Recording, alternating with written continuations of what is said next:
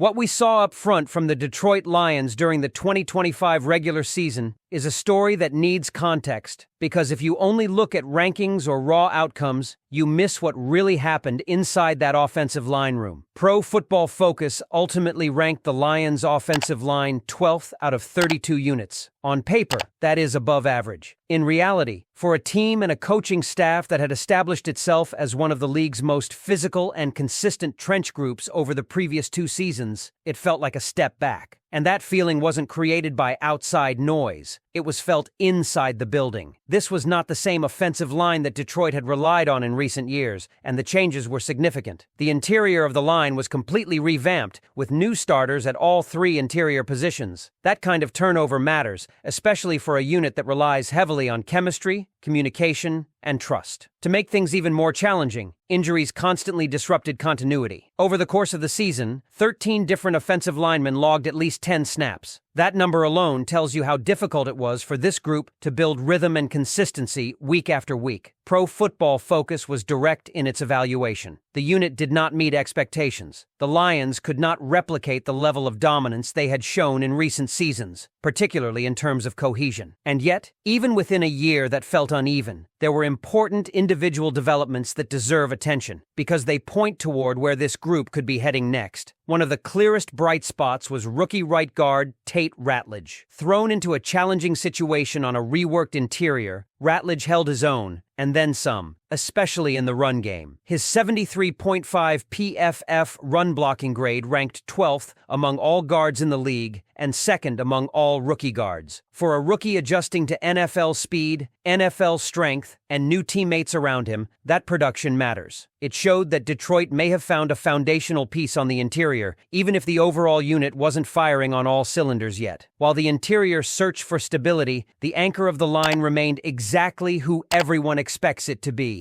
Penei Sewell. According to PFF, Sewell was not just the best offensive lineman on the Lions. He was the best offensive lineman in football. His 95.2 overall grade led all offensive linemen in the league. His 95.1 run blocking grade was the highest by any right tackle over the past 5 years, and the best among all offensive linemen this season by a wide margin. In pass protection, he allowed pressure on just 3.3% of pass plays, a career best that ranked 2nd among right tackles and 5th among all offensive tackles. The accolades followed. Sewell was named first-team All-Pro for the 3rd straight year and earned his 4th consecutive Pro Bowl selection. From an analytical and league-wide perspective, this was a dominant season. But what makes Sewell different, and why his voice matters so much when evaluating the state of this offensive line, is how he sees his own performance. After a disappointing regular season from a team perspective, Sewell made it clear that he does not separate individual success from team success. Despite the elite grades, he described his own play as far from his best. He spoke about setting the tone up front, about being the standard, and about holding himself accountable first before looking anywhere else. That mindset is leadership, and it extends beyond technique or physical ability. It defines how the offensive line operates as a unit. Sewell also acknowledged something that many fans could sense watching the games. This year's offensive line did not feel as connected as previous groups. That lack of connection wasn't about effort. It was about timing, familiarity, and shared experience. Breaking in young players like Ratledge and Christian Mahogany at guard takes time. In past seasons, those spots were held by veterans, and that difference showed early and often. According to Sewell, it took time for everyone to learn how to play off one another, to communicate seamlessly, and to trust that the man next to them would be in the right place at the right time. Looking ahead, Sewell made it clear that the solution starts in the offseason.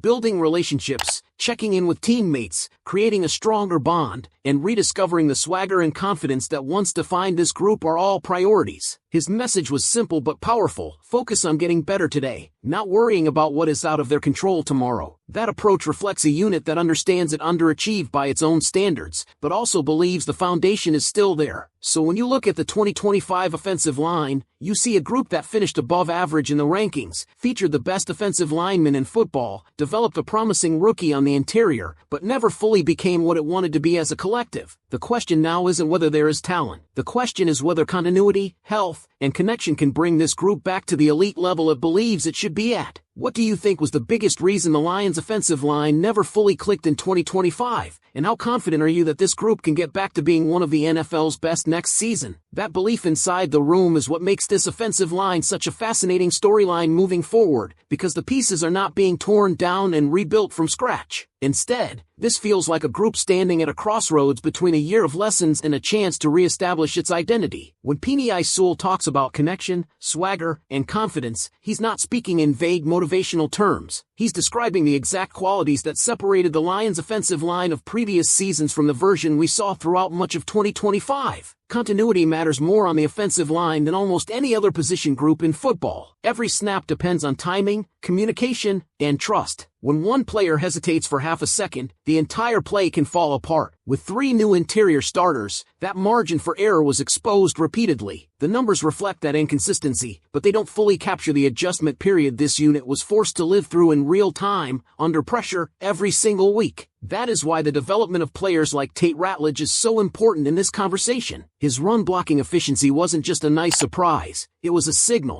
It showed that even in a season where the offensive line did not meet its own expectations, Detroit was still able to identify and develop talent that fits its physical identity. Ratledge proving he can hold up at the NFL level gives this group a baseline to build from, rather than another question mark to solve. And then there is Sewell's role as the standard bearer. When your best player, the most decorated lineman on the roster, looks at an elite season and calls it a down year because the unit didn't reach its goals, that sets a tone. It reframes the offseason. Improvement becomes non-negotiable. Accountability becomes collective. That mindset can be the difference between a line that stays stuck in the middle of a pack and one that reclaims its spot among the league's elite. The fact that Sewell openly pointed to relationships and communication as priorities says a lot about where the Lions believe the fix begins. This isn't just about scheme changes or individual technique tweaks. It's about rebuilding the trust and cohesion that made Detroit's offensive line so difficult to play against in the past. When Sewell talks about calling teammates, checking in, and forming stronger bonds during the offseason, he's describing the unseen work that often shows up on Sundays in subtle but decisive ways. There's also an important mental reset happening here. The Lions' offensive line knows it underperformed by its own standard. That awareness can either weigh a group down or sharpen its edge. Based on Sewell's comments, the intention is clear. This group wants its swagger back. It wants to dominate again, and it understands that dominance starts with daily habits, not distant expectations. So as this offseason unfolds, the offensive line becomes one of the most critical storylines in Detroit, not because it lacks talent, but because it has something to prove. The foundation is still there. The leader is still there. The question is whether this unit can translate a year of adversity, injuries, and growing pains into renewed cohesion and consistency. If this group finds that connection again, the Lions' offense changes with it. Everything becomes easier when the line up front imposes its will. That's the version of this team Sewell is chasing, and it's the version this city expects to see return. That expectation from the city is rooted in what this offensive line has already shown it can be. This is not a hypothetical ceiling we're talking about. Detroit has lived through stretches where this group controlled games, dictated physicality, and allowed the offense to function with confidence regardless of the opponent. The frustration of 2025 comes from knowing that standard existed and watching the unit fall short of it, even while flashes of that identity still appeared. One of the biggest takeaways from the season is that performance and foundation are not always the same thing. The performance was inconsistent. The foundation, however, remains intact. Penei Sewell is still in his prime and still playing at a level no other offensive lineman in the league matched according to the grading. A rookie like Tate Ratledge proved he can contribute immediately, particularly in the run game, which has always been a core part of Detroit's offensive DNA. Those facts matter when projecting forward. The injuries that forced 13 different linemen into meaningful snaps cannot be ignored either. That kind of turnover doesn't just affect execution, it affects confidence. Linemen play faster when they trust who is next to them. They communicate cleaner when the voices around them are familiar. Too often in 2025, Detroit's offensive line was adjusting on the fly, reacting instead of imposing. That is not how elite lines operate. This is where the offseason becomes a defining window. Sewell's comments about focusing on today, about not looking too far ahead, reflect a maturity that good teams need after a disappointing year. There's no panic in his words. There's accountability, but also belief. Belief that connection can be rebuilt. Belief that confidence can return. Belief that the standard hasn't been lost, only delayed. For the coaching staff, the challenge is aligning that mindset across the entire room. Developing chemistry among young interior players while maintaining the elite level of play on the edge is a delicate balance. But it's also an opportunity. If the interior grows together, if health allows for continuity, this offensive line doesn't need to reinvent itself. It simply needs to become itself again. That's why this conversation matters so much heading into next season. The Lions' offensive line sits at the center of everything this offense wants to be. When it works, Detroit can be physical, balanced, and confident. When it doesn't, even elite individual performances can feel hollow. Sewell understands that better than anyone, and his voice will shape how this group responds. So as we look ahead, the question isn't whether the Lions have the talent up front. The question is whether this group turns a year of frustration into fuel or lets it define them. That answer will start forming long before the first snap of the next season. That identity question is what will quietly define how the entire Lions offense is viewed going forward, because everything starts up front whether it shows up clearly on the stat sheet or not. An offensive line doesn't need to be perfect to be effective, but it does need to be connected. In 2025, Detroit often looked like a unit still learning itself, still searching for that shared rhythm that turns good players into a great group. That learning curve was real, and it played out in real time against NFL defenses that do not wait for anyone to catch up. What stands out now, looking back at the season through the lens of Sewell's comments, is how clearly the standard inside the room remains defined. There's no sense that finishing 12th in the league is acceptable long-term. For some teams, that ranking might represent progress. For this Lions offensive line, it represents unfinished business. That difference in perspective is important, because it shapes how a group attacks an offseason and how it responds when adversity hits again. The interior, in particular, will be under a microscope moving forward, not because it failed completely, but because it is where growth can change everything. Young players gaining experience together can accelerate quickly once the game slows down. The mistakes that happen early in that process often become the foundation for improvement later. That is why the flashes from players like Tate Ratledge matter so much. They suggest that the raw tools and mindset are already in place, even if consistency has not fully arrived yet. Sewell's leadership adds another layer to this. When the best player on the line refuses to separate himself from the group's struggles, it reinforces a team-first culture that offensive lines thrive on. His focus on relationships, communication, and daily work shows an understanding that elite play is built long before Sundays. That approach has defined the best offensive lines in the league for years, and it's clear that Detroit wants to return to being mentioned in that conversation again. There's also an emotional component to this season that shouldn't be ignored. A disappointing year can either fracture a group or bring it closer together. Based on what we've heard, the intention is for this offensive line to use 2025 as a reference point, not a label. A reminder of how hard it is to maintain excellence, and how quickly it can slip when continuity is disrupted. As the Lions move forward, this offensive line will carry both pressure and opportunity. Pressure to live up to its own expectations, and opportunity to prove that 2025 was not a decline, but a transition. If health improves and chemistry strengthens, the conversation around this unit could shift quickly from questions to confidence. What makes this stretch so important is that the offensive line doesn't exist in isolation. Its confidence feeds the quarterback, the running game, and the entire offensive structure. When the line believes it can control the line of scrimmage, play calling opens up and the offense plays faster. In 2025, there were moments when that belief flickered, not because the talent wasn't there, but because the group was still searching for its collective identity snap after snap. That's why the idea of getting the swagger back, as Sewell described it, isn't just a slogan. Swagger for an offensive line shows up in how quickly protections are identified, how decisively double teams climb to the second level, and how comfortable linemen feel playing aggressively without hesitation. Those traits are built through repetition and trust, and they were harder to sustain when injuries and new starters constantly reshuffled the group. The encouraging part for Detroit is that none of the core issues point to a lack of effort or leadership. If anything, the response from the locker room suggests the opposite. There's accountability at the top, and there's clarity about where improvement needs to happen. That combination usually determines whether a unit rebounds or stalls. Teams that plateau often convince themselves they were closer than they really were. This offensive line does not sound like it's doing that. Instead, the tone coming from Sewell is grounded and demanding. He's not talking about chasing league rankings or individual awards. He's talking about dominating days, stacking habits, and rebuilding connections. Those are the conversations that happen inside rooms that expect to contend, not settle. And when that mindset is shared by the most respected voice up front, it tends to spread. So as fans look back on the 2025 season, it's fair to feel disappointed with how the offensive line performed relative to expectations. But it's also fair to recognize that this group may be closer to a resurgence than a reset. The talent is proven. The youth is developing. The leader is demanding more from himself than anyone else. Now it becomes about execution, health, and time together. That's what makes the next chapter